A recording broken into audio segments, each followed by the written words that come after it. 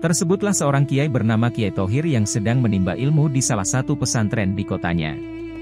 Konon sang guru yang mengajarkan ilmu di pesantrennya tersebut melarang Kiai Thohir untuk menemui seorang kiai besar yang tinggal di Suryalaya bernama Abah Anom, apalagi berguru kepadanya. Namun, setelah melalui penelusuran dan pembelajaran ilmu tasawuf yang diajarkan di pesantren Suryalaya, akhirnya Kiai Thohir meminta kepada Abah Anom untuk dibayayat atau ditalkin zikir, diajarkan zikir thorikoh.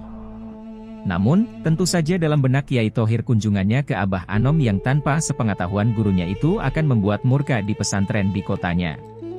Apalagi, setelah ditalkin zikir, pengajaran zikir thorikat, ada suatu amanat dari Abah Anom yakni ucapan salam yang harus disampaikan kepada guru di pesantrennya. Ketika Kiai Thohir sedang duduk menunggu sholat berjamaah di Masjid Nurul Asror di kompleks pesantren Suryalaya sebelum ia kembali bertolak ke kampung halamannya, pikirannya terus berkecamuk tidak bisa tenang. Ketika dalam benaknya terbersit bagaimana wajah murka gurunya yang sedang memarahinya habis-habisan karena ketidaktaatannya, tiba-tiba ada yang menepuk pundaknya dengan sorban dan berkata, "Tong sok goreng sangka kabatur, komo ka guru sorangan mah, boa teuing teu kitu." Dalam bahasa Indonesia, jangan selalu berburuk sangka terhadap orang lain, apalagi terhadap guru sendiri, belum tentu seperti itu. Kiai Thohir begitu kaget ternyata yang menepuk pundak dan membaca pikirannya itu adalah guru ruhaninya yang baru, yaitu Syekh Ahmad Syohibul Wafatajul Arifin, Abah Anom. Dari kejadian itu Kiai Thohir mendapatkan pelajaran yang berharga bahwa seorang guru ruhani mursyid Thorikoh Qadiriyah wan Naqsyabandiyah bisa mengetahui hati murid-muridnya dimanapun mereka berada. Mursyid akan terus mengawasi dan membimbing hati murid-muridnya agar hati selalu menuju Allah. Sepulang dari pesantren Suryalaya dan kembali ke pesantren di kampungnya, Kiai Thohir menyampaikan amanat salam dari Mursyid Kamil Mukamil Syekh Ahmad Syohibul Wafatajul Arifinra kepada gurunya. Dan ternyata, di luar dugaan kiainya yang di pesantren itu malah memuji Abah Anom, bahkan Kiai Thohir sebagai salah satu murid kesayangannya itu dianjurkan untuk menjalankan ajaran yang dibawa oleh Abah Anom sebagai pewaris para nabi. Selanjutnya, Kiai Thohir mengabdikan diri sepenuhnya kepada Abah Anom dan mengamalkan ajaran yang telah diajarkannya. Akhirnya Kiai Thohir dipercaya menjadi salah satu wakil talqin, yaitu orang yang diizinkan untuk mengajarkan atau mengijazahkan zikir thorikoh kepada orang yang membutuhkannya.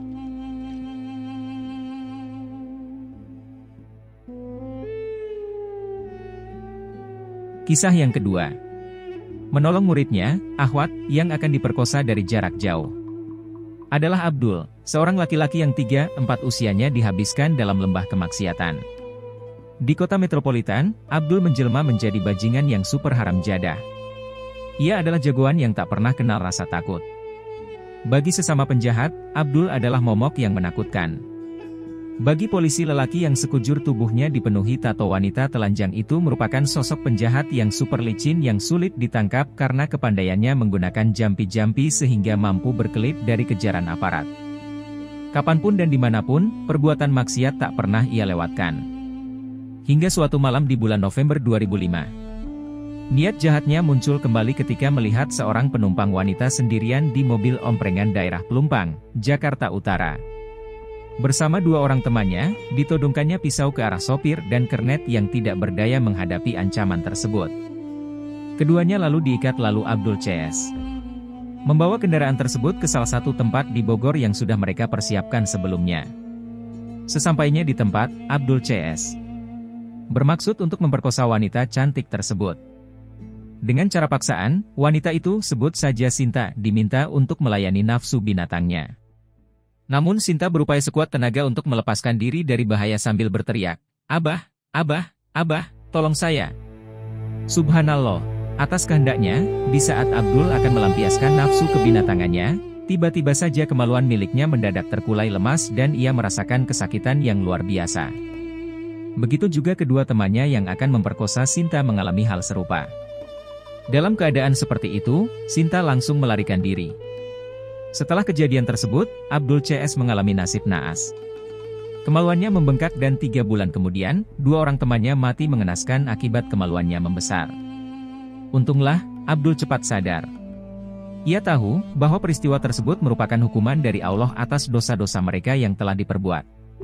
Lalu, ia menemui salah seorang temannya yang sudah terlebih dahulu insyaf dan bertaubat.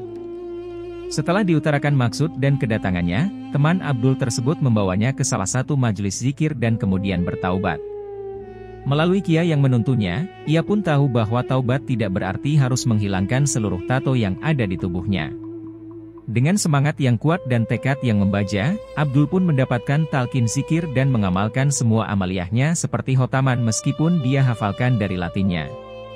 Teman-teman seprofesi dulu di Jakarta banyak yang ia temui sehingga dia memutuskan untuk hijrah dari Jakarta ke kampung halamannya, takut jika niat jahatnya kembali muncul. Di kampung halamannya, masyarakat tidak begitu saja bisa langsung menerimanya, malah menaruh rasa curiga bahkan tak jarang kata-kata pedas sering dilontarkan kepadanya. Berbekal tasbih dan zikrullah, ia tetap tersenyum dan berbaik budi. Sehingga akhirnya masyarakat pun dapat menerima bahwa Abdul telah kembali ke jalan yang lurus. Untuk memenuhi kebutuhan hidupnya, dia menjadi buruh tani dan pekerjaan serabutan lainnya hanya untuk sesuap nasi sehingga tetap bisa melaksanakan amaliyah zikrullah seperti yang pernah didapatkannya di Jakarta. Hingga akhirnya, pada hari Jumat di tahun 2006 selepas subuh, ia dipanggil kembali oleh Allah dalam posisi tawajuh.